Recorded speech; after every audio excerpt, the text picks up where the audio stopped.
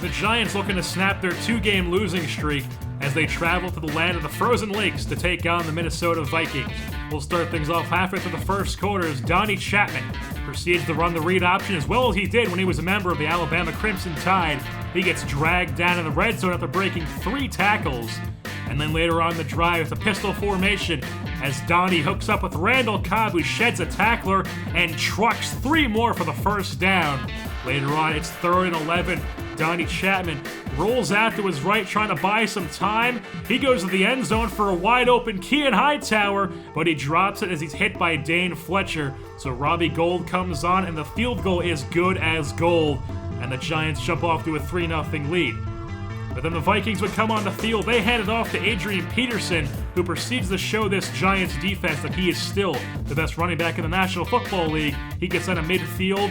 Very next play, it's a handoff, and the full house formation breaks a tackle, hurdles another one, and he gets down all the way into the red zone before finally get taken down by John Beeson at the 13-yard line. And then later on the drive, it's 3rd and 12 on the 15, and Teddy hooks up with AP on the screenplay, and he drags the defender all the way down to the 1-yard line before getting pushed out, which would set up Teddy Bridgewater to hook up with Cecil Shorts II for his 4th touchdown of the season, and it's a 7-3 Vikings lead. G-Man with the ball now at the start of the second quarter. Chapman rolling out to his right, hooks up with Randall Cobb, who gets out of bounds at the 38-yard line, and the kicking team would come out as they can't get anything else going, but it's just short kicking into the wind. It's still 7-3. Later on in the second half, Teddy takes over, and he hooks up with Cecil Shorts, this time for a first down the slant play, and they would be in range for a Steven Gostkowski field goal, and they take a 10-3 lead over the G-Men.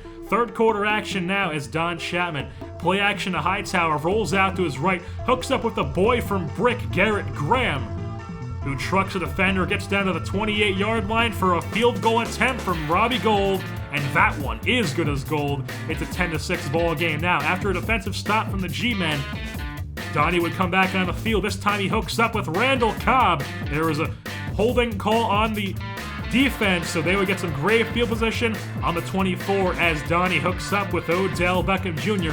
Gets the first down to the 14. But the name of the game is get down to the 2-yard line and settle for a field goal. It's a 10-3 ball game now. And then Teddy and the Vikings would take over, and he hooks up with AP on the screenplay, breaks a tackle, and he has all kinds of blocking and running room. Gets taken out to 33, and then Teddy hooks up with Cordell Patterson, who burns Prince Amukamara. You can call him Teddy touchdown, and that would be the nail in the New York Giants' coffin, as that is how the cookie crumbles, as the Vikings come away with a win 17-9 over this New York Giants team, who is now on a 3-game losing streak after starting off the season 5-0. A big part of that loss is how effective Teddy Bridgewater was. 12 for 19 on the day, 169 yards, and 2 touchdowns in the air. And the Vikings defense was magnificent as well, as they held the Giants to only 9 points, not a single touchdown on the day. And with that being said, that'll wrap things up here for this Week 9 matchup in Minnesota. Don't forget to tune in next time here as the Giants travel to Pittsburgh to take on the Steelers at the Big Ketchup Bottle. I've been your host, JerseyBorn, and I'm saying goodbye.